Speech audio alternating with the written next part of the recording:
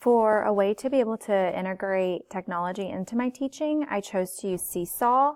It's a quick and easy way for students to access their portfolio, snap a picture, record a video of themselves, and they can also make a QR code from it.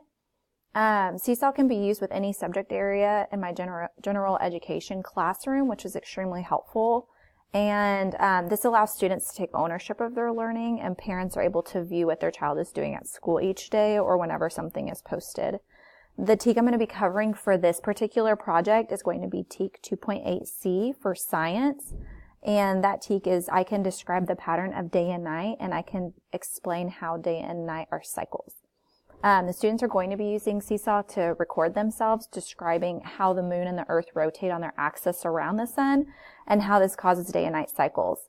So the way that the students would do this is after going through the instruction, then we would pull up the Seesaw, and here I have a big green plus button. Whenever I click that, I can click Post to Student Journal. And from there, I get a list of options of how I want to post to the student journal. So for this one, I clicked Video and then Record Video. I can also select a video if I've already recorded one from another device.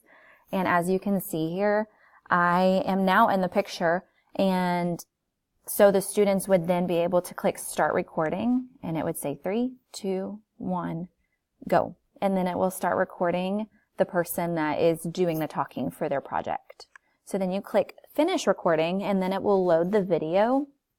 This seems to take a little bit of time, unfortunately.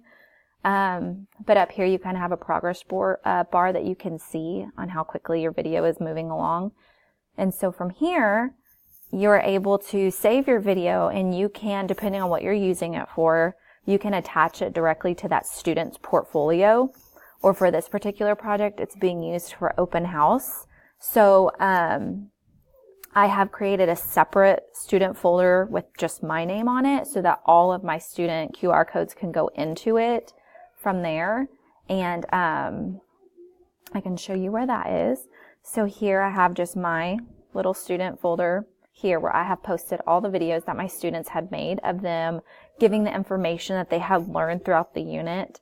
As an accommodation, I have a student with a speech impairment, and they were not very comfortable with making the video. So as an accommodation, I had them just type it out for themselves, and I'm able to create that into a QR code as well. So with this, down here you have this little 3 buttons, and you can click on that, and you have a list of things that you can do with it. Here, if I say Get Item QR Code, it will show up with the QR code from there. And then I'm able to print that and attach it to the item that I'm wanting to use it for.